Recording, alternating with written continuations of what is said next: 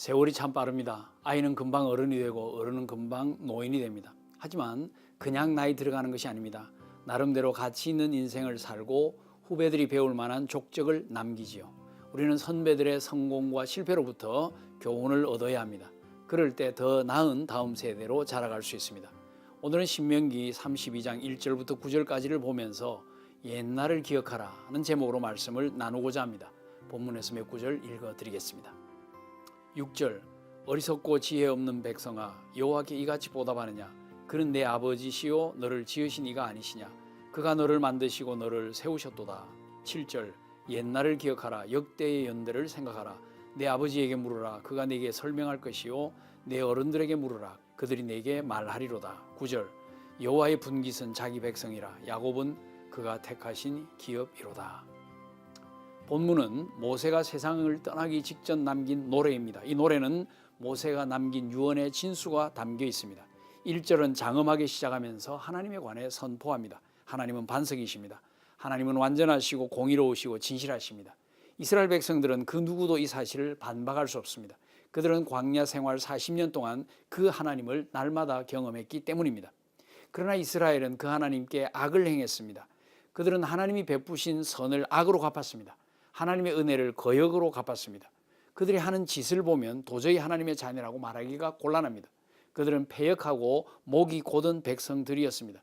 어리석고 지혜 없는 백성들이었습니다. 그들은 흠이 있고 삐뚤어진 세대였습니다. 그래도 모세는 희망을 가지고 간절히 권면합니다. 옛날을 기억하라.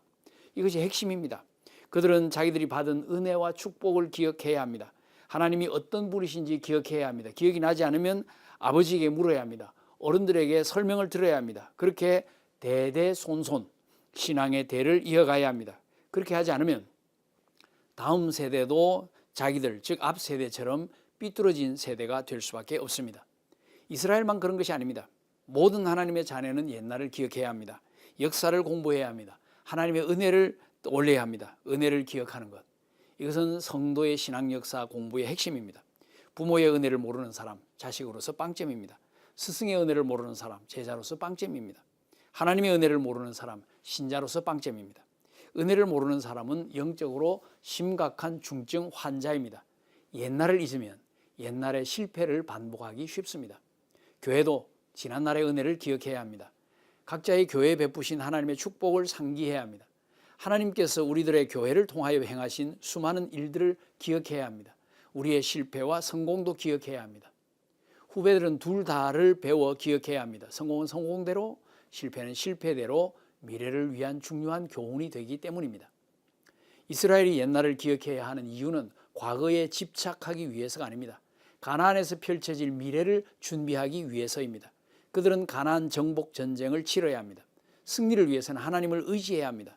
이를 위해서 그들은 옛날에 경험했던 하나님의 능력을 상기해야 합니다. 그 하나님에 대한 믿음을 강화시켜야 합니다. 그 믿음으로 그들은 승리할 수 있기 때문입니다. 교회마다 역사가 있습니다.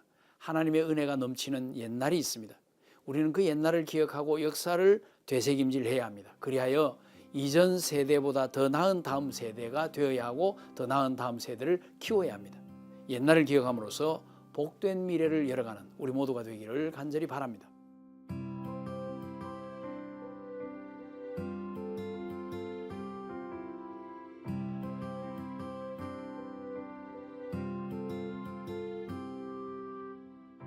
우리가 섬기는 교회들에는 하나님의 은혜가 가득합니다.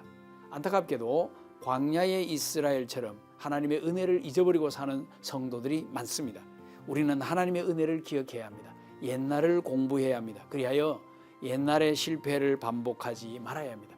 그럴 때 우리는 더 나은 다음 세대를 키워낼 수 있기 때문입니다.